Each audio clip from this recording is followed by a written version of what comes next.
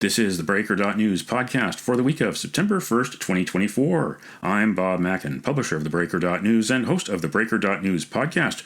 Welcome to edition number 358. Happy Labor Day and thank you to workers everywhere. The Breaker is your source for news, opinion, and analysis about British Columbia issues, institutions, and influencers. Later, I'll tell you how you can support the Breaker. On this edition, headlines from the Pacific Rim and the Pacific Northwest. I award a virtual Nanaimo bar to a difference maker.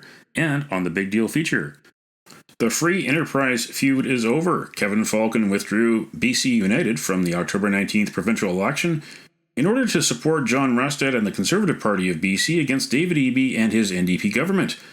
Mario Canseco of ResearchCo joins me to make sense of a day in BC political history.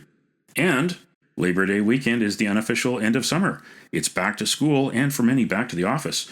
Public transit utility TransLink is threatening to cut services around the Lower Mainland if the next provincial government doesn't give it hundreds of millions of dollars. Meanwhile, SkyTrain construction projects are late and billions of dollars over budget.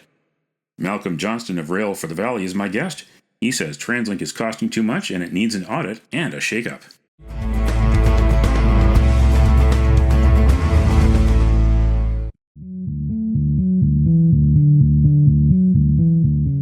This is the big deal feature on the Breaker.news podcast.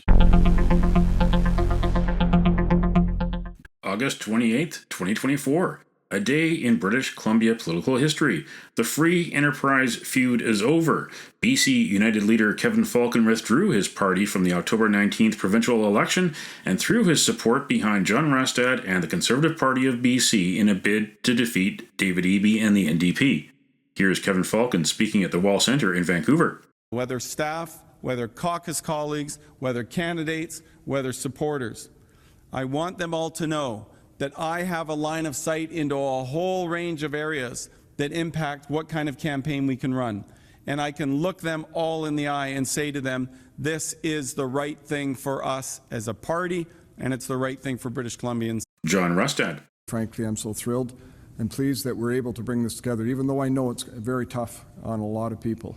But by doing this, we are going to have the best opportunity possible to bring an end to these radical policies, to the destruction that's happening in British Columbia, and to make sure that people can be positive about building a good future.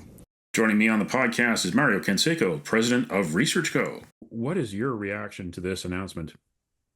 Well, it definitely caught everybody off guard, I think. We're just coming off a week in which the BC United Party held its traditional Beans and Jeans fundraiser.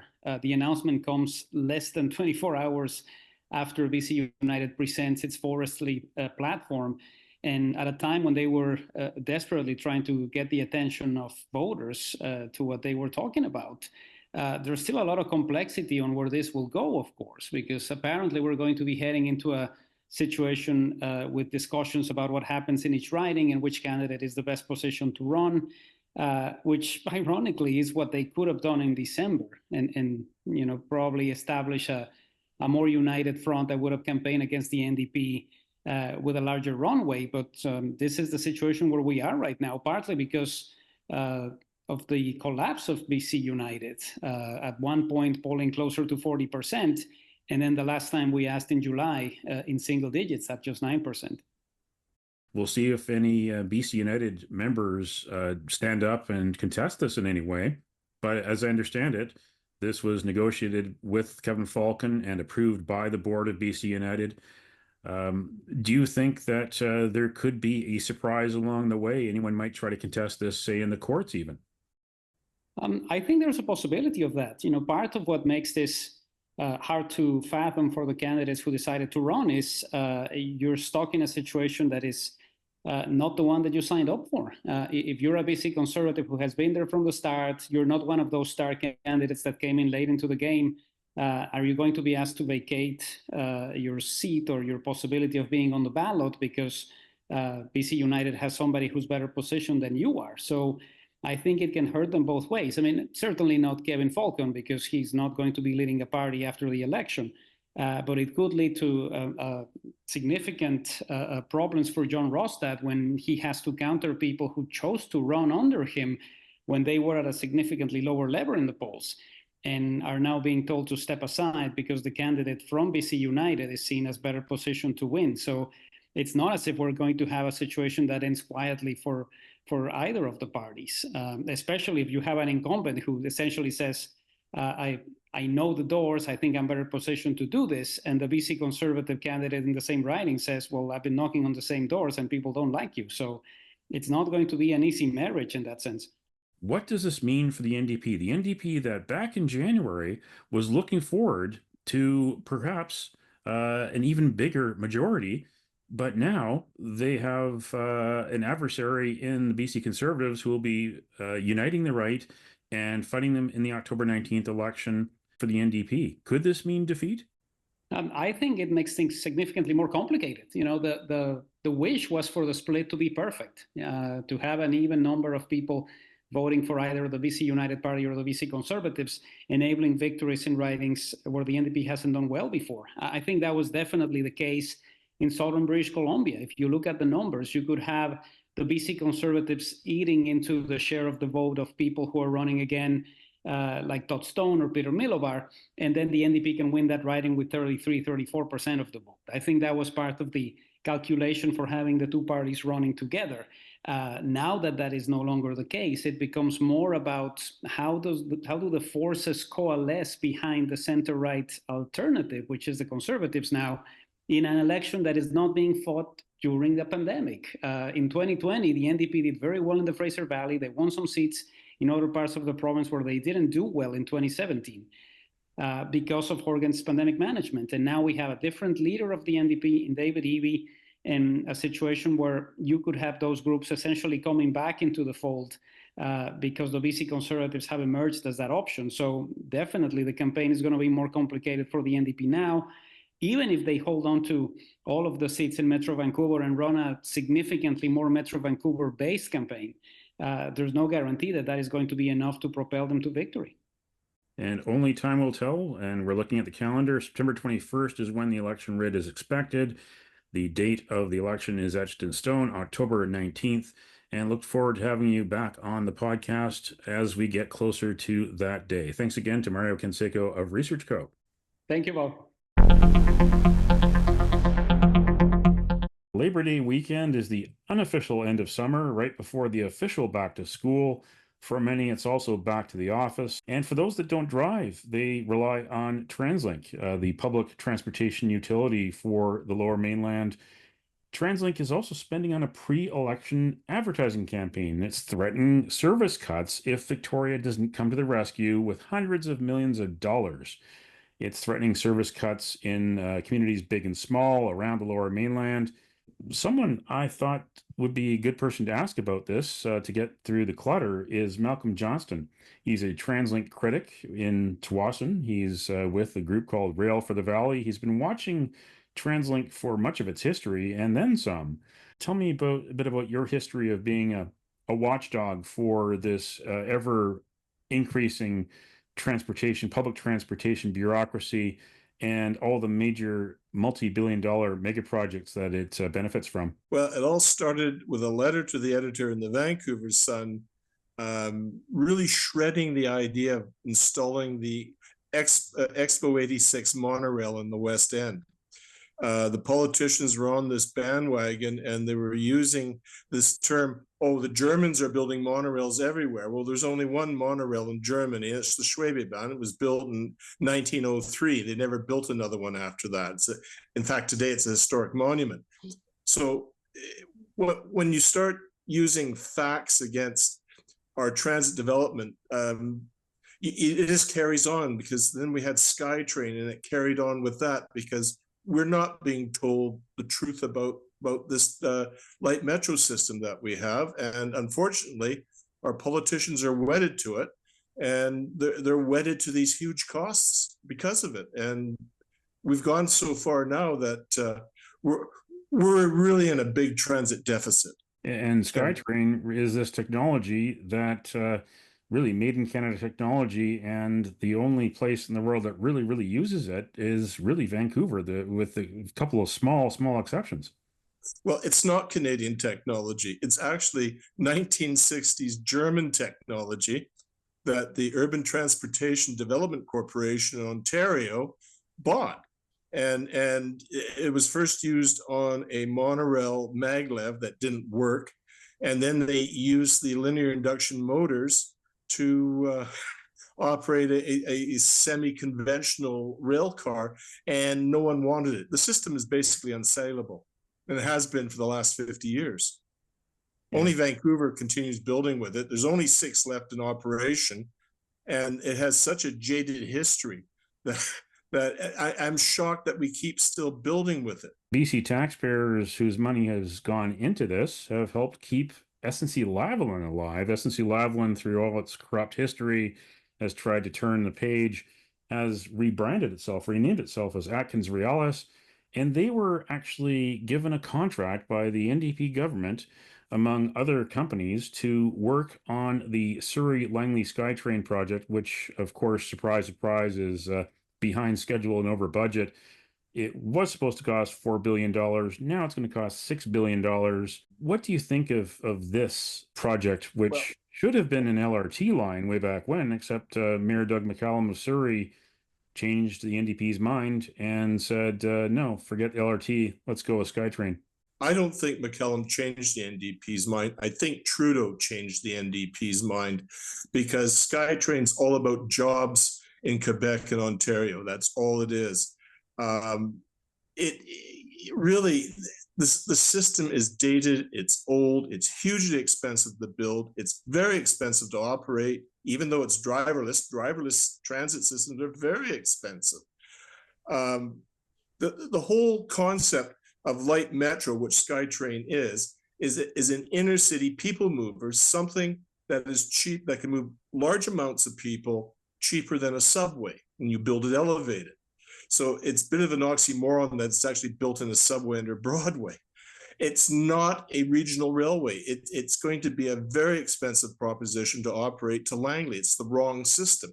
That's why Surrey as well as Langley originally said, look, we need rail transit. Well, TransLink said, yeah, well, okay, we'll build you light rail.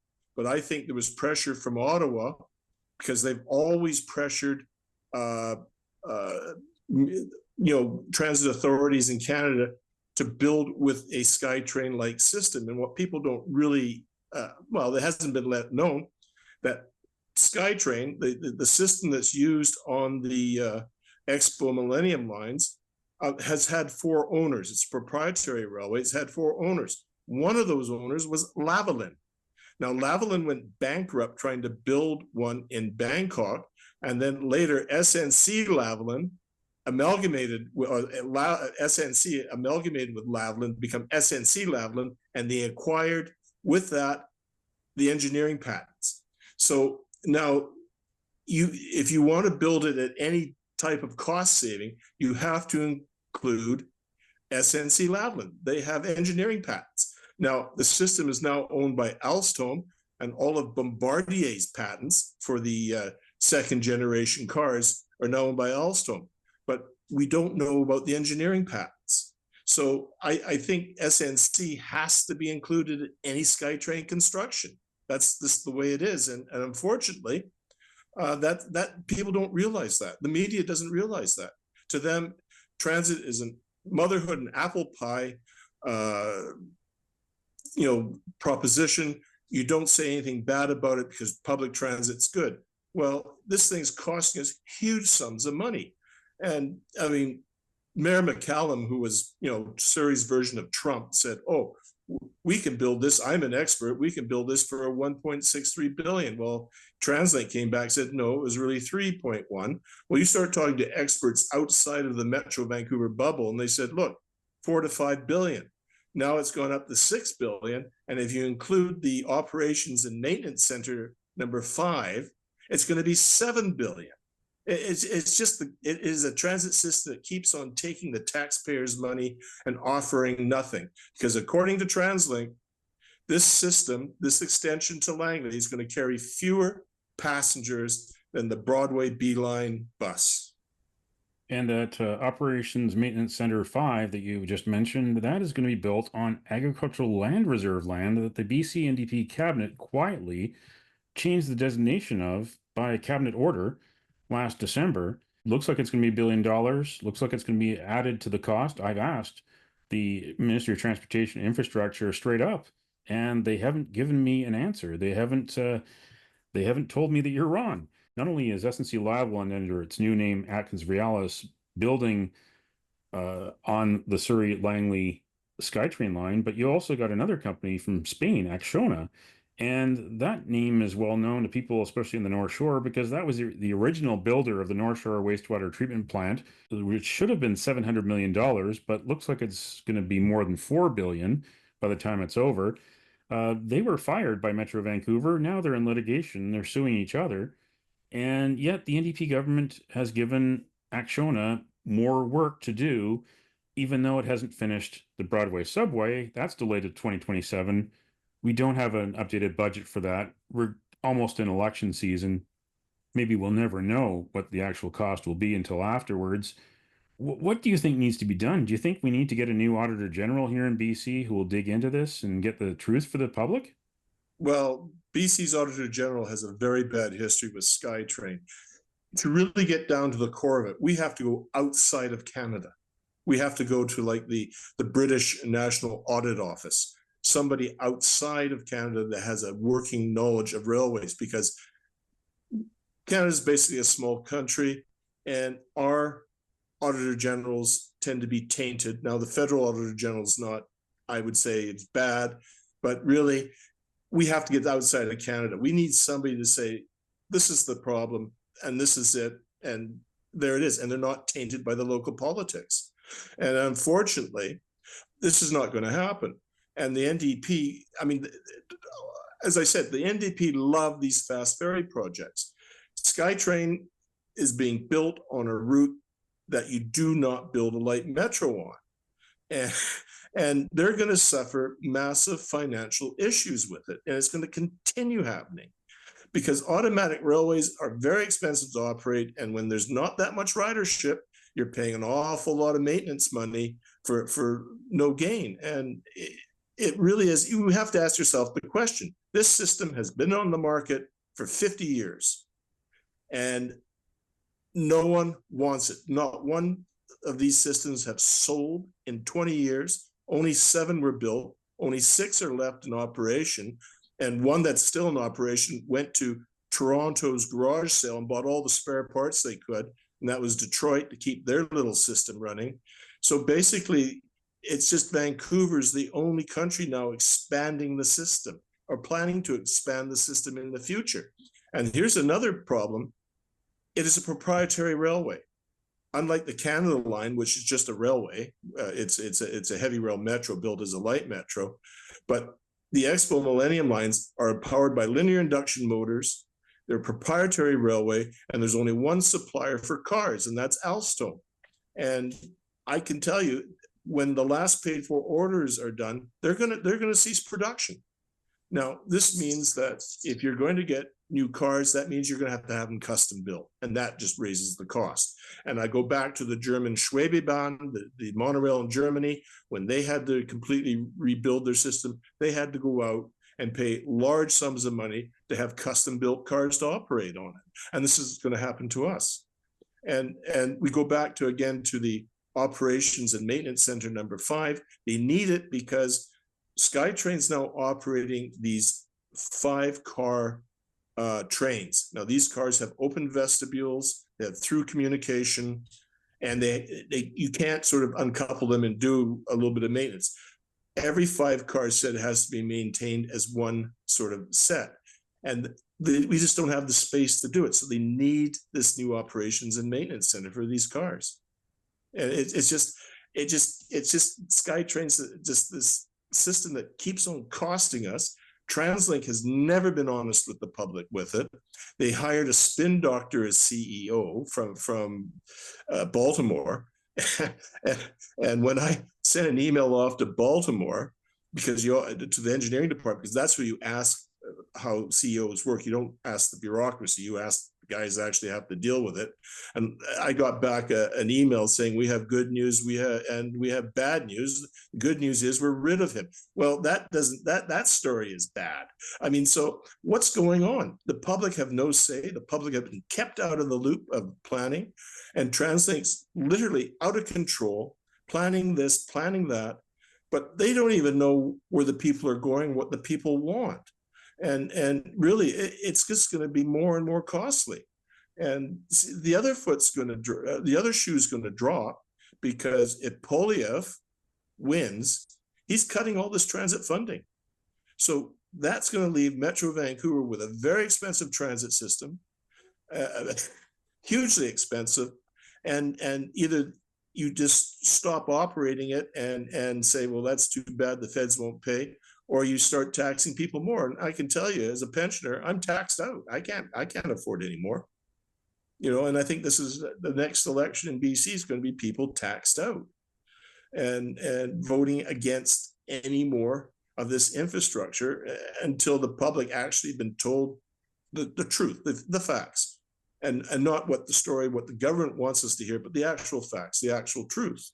And until that happens, our transit system, TransLink's going to every year is going to come back. Well, we need more money, and they're going to bring out the the fiddle and the old crying towel and want more and more. And it's just, you just can't keep feeding this. It's insatiable. You just can't keep feeding the money, because they're not spending it on good transit. They're just doing the same thing over and over again, hoping for different results. And that's a sign of absolute madness. And that's our transit system.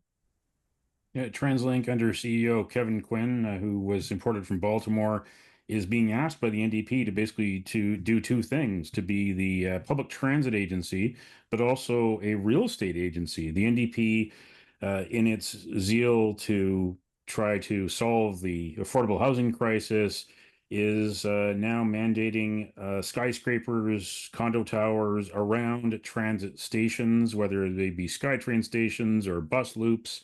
It wants TransLink to be a part of that.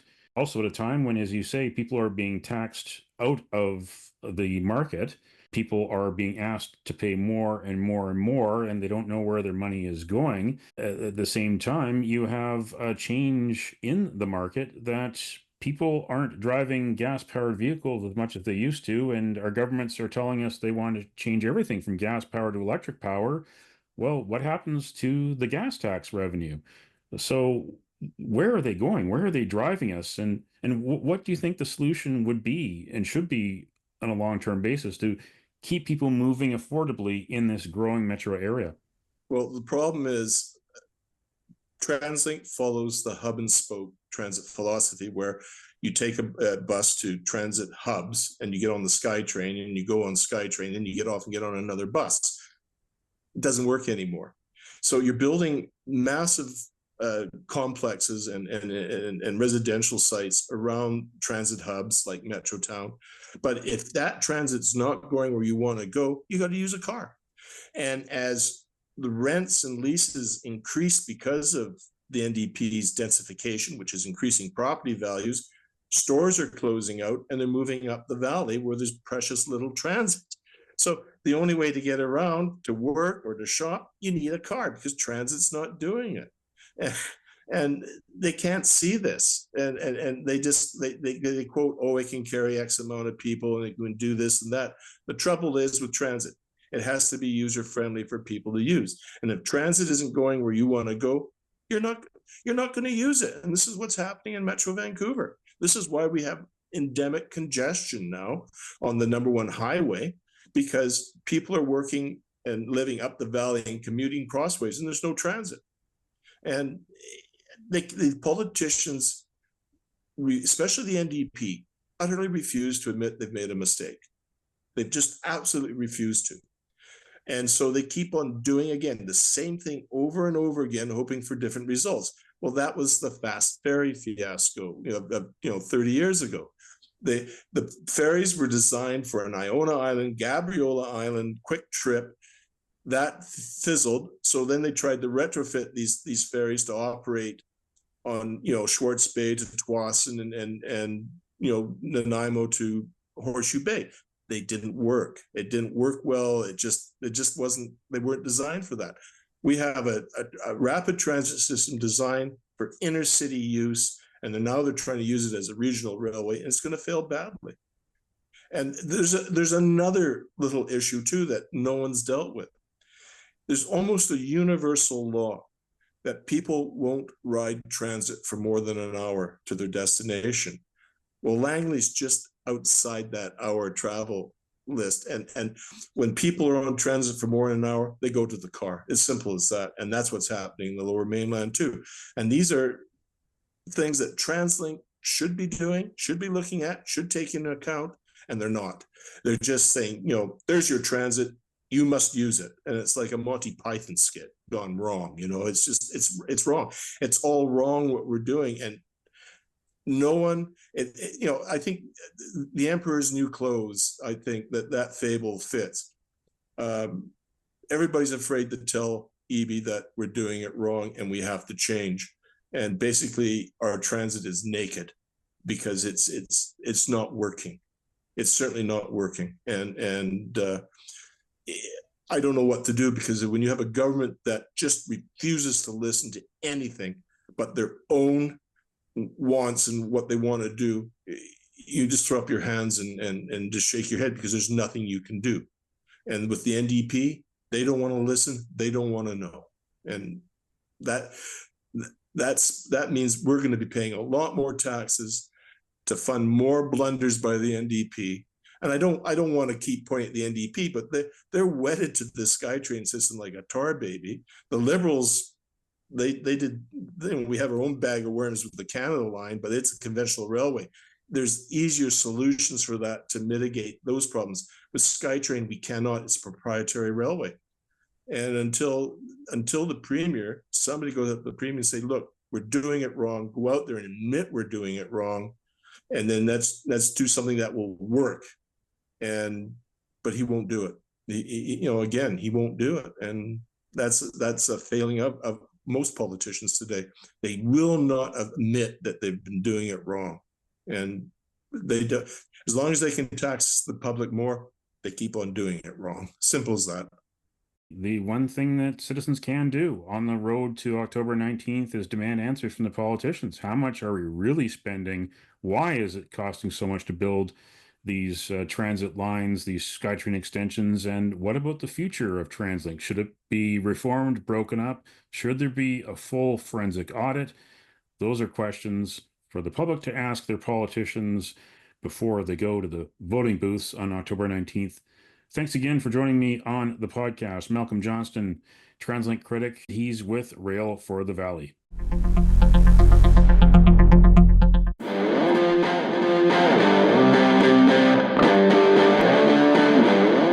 Now it's time on the Breaker.news podcast for Around the Rim. We look at news headlines around the Pacific Rim. In the Taiwan news, U.S. and Chinese diplomats held secret meetings on Taiwan. U.S. National Security Advisor Jake Sullivan and Chinese Foreign Minister Wang Yi met in Vienna, Malta, and Bangkok. The, quote, strategic channel was established at a time when U.S.-China relations had reached their lowest point with, quote, all the issues stacked against the backdrop of the most sensitive topic in U.S.-China relations, Taiwan, end quote. In ABC News Australia, federal government secures 22 million IV fluid bags amid global shortage. Federal Health Minister Mark Butler says the government has secured more IV fluids than forecast demand. Higher than expected demand and manufacturing constraints have fueled the global supply shortage. American multinational Baxter produces about 75% of the IV fluids Australia uses. In Kyoto news, reactor in central Japan fails to pass post-Fukushima safety review. Japan's nuclear watchdog on Wednesday decided that a Japan Atomic Power Company reactor in Fukui Prefecture failed to pass its restart safety review, marking the first such case since the regulatory body's founding after the 2011 Fukushima earthquake and tsunami-triggered nuclear crisis. That's Around the Rim on this edition of the Breaker.news podcast.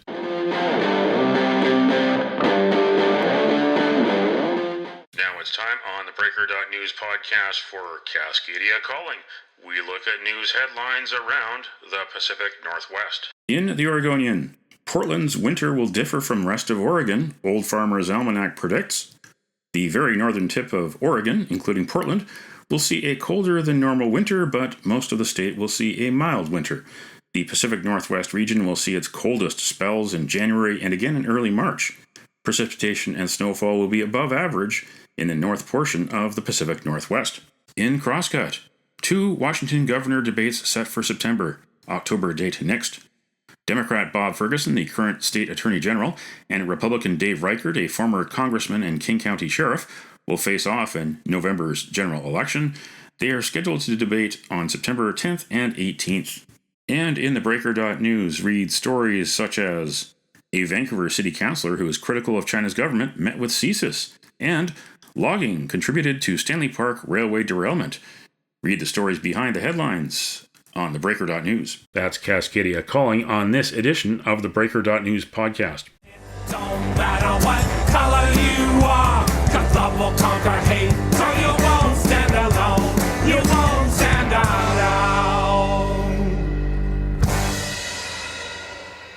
The virtual Nanaimo Bar, brought to you by Spruce Hill Contracting. Every week we end the Breaker.news podcast on a tasty note by awarding the goodness of a virtual Nanaimo Bar to people making a difference. A virtual version of the province's favorite dessert bar goes this week to reporter Mike McArdle. The New York native was a tabloid crime reporter who moved to BC and spent much of his career on BC TV and Global, and then CTV, telling the stories about everyday people. The retiring 80-year-old McArdle was saluted August 29th at the Peony Fair, and he signed off from CTV Vancouver on August 30th, after more than 60 years in the business. I'll miss him, and whenever you miss him, we can check out one of his 13 books from our local library. Thanks for your career, Mike. Thanks for telling the stories that matter to British Columbians. You can nominate someone for a virtual Nanaimo Bar. Send me an email to bob@theBreaker.news. Spruce Hill Contracting, custom homes and renovations. Find more information at sprucehill.ca.